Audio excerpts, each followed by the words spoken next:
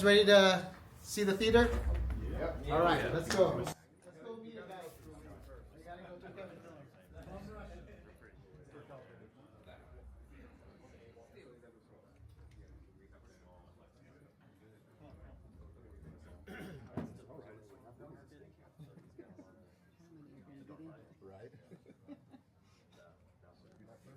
For the tight quarters here, but welcome to the Epson Theater. We're really happy, honored, ecstatic to have Rob Brennan from Sony. Not Sony anymore. From Epson join our team here. Yeah, this is an amazing experience. I'm just going to kind of level set here to explain the equipment in this room. First of all, we have two projectors that we'll be demonstrating in this room. This is the QB1000 at 3300 lumens of equal color and white brightness. And then we have the QL3000 at 6000 lumens of equal color and white brightness to demonstrate to you today. We have Stewart Film Screen's Director's Choice dual masking screen here. And this is expensive. We did buy it, and this will live in the Epson Theater at headquarters. So if you're ever in town, you're welcome to come and experience the Epson Theater. It will soon be revamped. We're ecstatic to partner with Bowers & Wilkins and Marantz. We have Bowers & Wilkins CT Series 7s, left, center, right. It's a 7.4.4. Phil Jones ran out of 8s and 10s and 12s and said, hey, you guys, Melvin, you can have 15. So we have 4 15-inch DefTech subs here in the room, so we'll rock the house. 4 Atmos speakers, so 744. And what else? I think Marantz AV10 M10. He gave us 2 M10s, but we're using one. Yeah, the point here is to demonstrate video. And who better not to do it than Rob Brennan. So Rob, I appreciate that. Melvin, thank you so much. As Melvin mentioned, we have a couple projectors to demonstrate. We're going to jump right in, but before we do that, very quickly, I do want to point out the new QB1000. If you look at it, you're going to see it has the same overall characteristics externally as the LS12000. They share the same chassis. So what that means for our dealers is that any customers that have the LS12000 are looking to upgrade the same mount, the same throw distance for the lens. You'll be able to pull down that LS12000 and replace it with the QB1000. Also, because the QB1000 uses what we would refer to as a standard throw lens, about 1.5 to 2.5, it means you can replace projectors from other manufacturers. Manufacturers that don't have enough letters in their name, right? And you'll be able to place the QB1000 in those spaces. The last thing I'm going to say before we get started is this. One of the key kind of mission statements with the Q Series when it comes to video performance was to deliver exceptional overall performance with an emphasis on HDR. And that is where the high brightness comes in. But we also wanted, I'm sure Melvin mentioned this, to make sure that we maintained a quiet and compact chassis. So all of those combinations together is really what makes the Q Series so unique in this space. And that's why we invite you to reimagine projection with Q Series from Epson. So with that being said, we'll go ahead and get started. I'm going to begin with the QB1000, and I'm going to get some lights turned off, increase the romance by 50%. Here we go.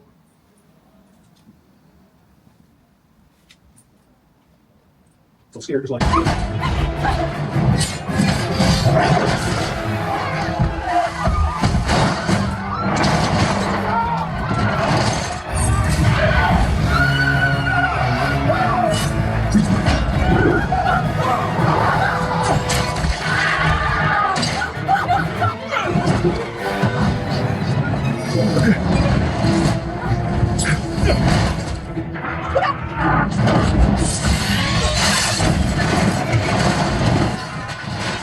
Do I know you? Now, what I'll do here, just for comparison purposes, is I'm going to switch over now to the QL3000. So we're moving from 3,300 lumens to 6,000 lumens. Tell me if you notice any change between the two. It's only dark. My eyes. I want to go ahead and point something out that I think is very, before I hit play, something that's very kind of cool about this particular experience that you're going to get. On screen, we're delivering just under 300 nits.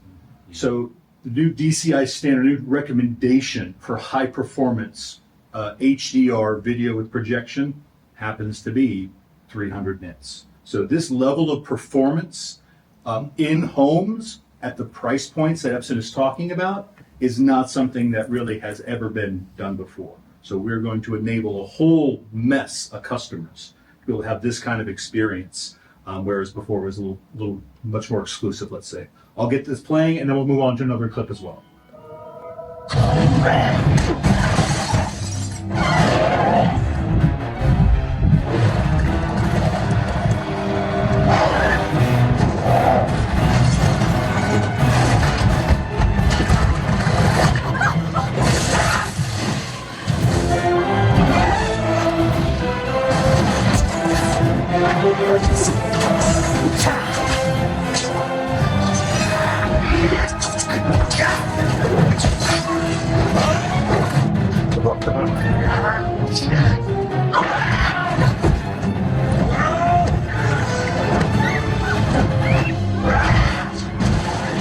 Now, one of the other challenges I think with dedicated home spaces like this is sometimes you do want to have some lights turned on, right? I like to sit down with a large pepperoni, pineapple, and jalapeno pizza, the only valid pizza.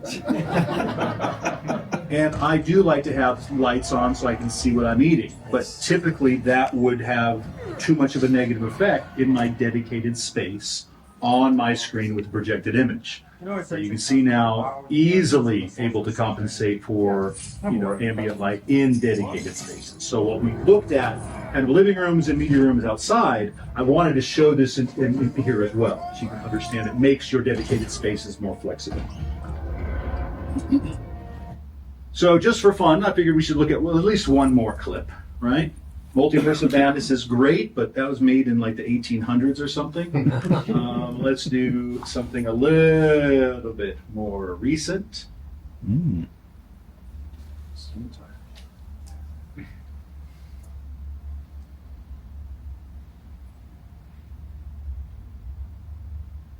What's the screen material again? Fancy Killer Plus.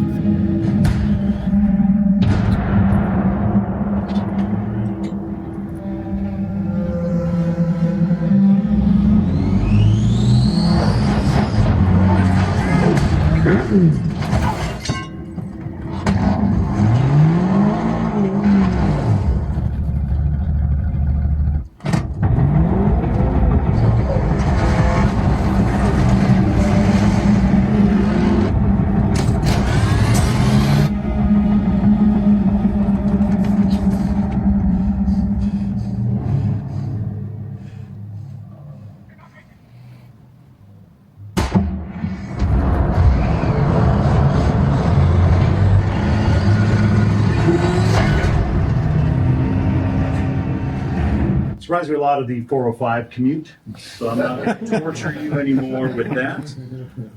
But that kind of concludes what we wanted to show you here today in the theater. Again, what the Q Series represents is not just this kind of minor evolution and minor update and projection that we've seen kind of in the industry for a long time, but this is a revolution. This is changing overall how projection can be deployed by dealers, where it can go, the sizes of screens that can be deployed, and the kind of the market, the size of the market increases because of the performance level per dollar that Epson's able to deliver with Q Series. So we hope you enjoyed this look and you get a sense of what's happening.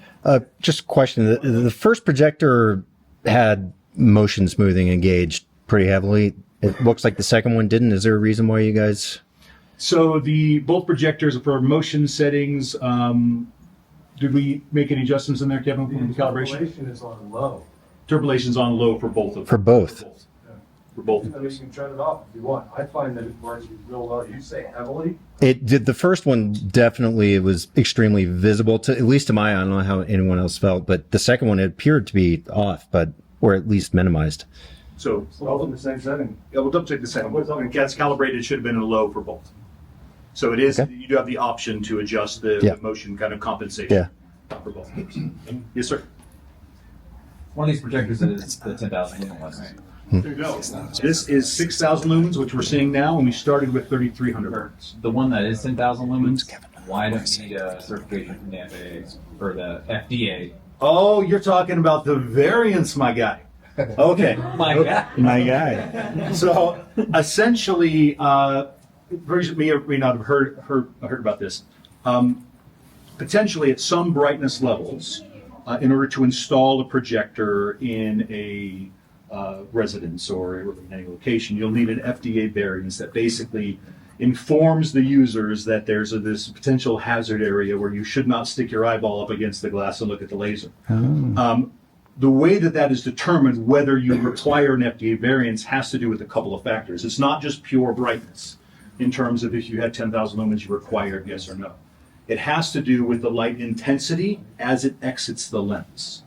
So for example, if you had a very bright projector, but you were using a very wide angle lens and the light was dispersed very quickly out from the lens, there would be no hazard, right? So it is up to the FDA to make those determinations. What I can tell you is this: no FDA variance is required for any Q series. There are some Epson commercial projectors when you're pushing into the 20, 30,000 lumen range that do require that kind of documentation to be installed. And it's pretty standard for the industry. It's nothing new in the space. Whereas Yes, sir. What's the price on these projectors? Excellent question. So the QB1000, again, that's 3,300 lumens, is $7,999.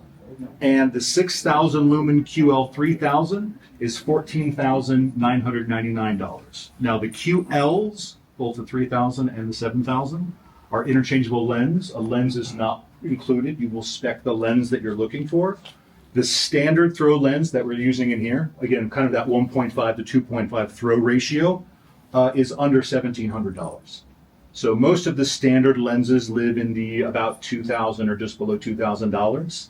There are more expensive lenses if you need ultra short or ultra long, because the kind of lens geometry is very complex. So for most customers, about $2,000 for a lens, $15,000 for the projector. Is that replacing the LS12000 or are you still having the LS12000? LS12000 is going to continue. We think that it's an excellent projector. It is now going, it's interesting. A few weeks ago, it kind of lived in the premium, Epson flagship CE Pro projector model. And now it is the backup model that I will recommend if you're budget limited.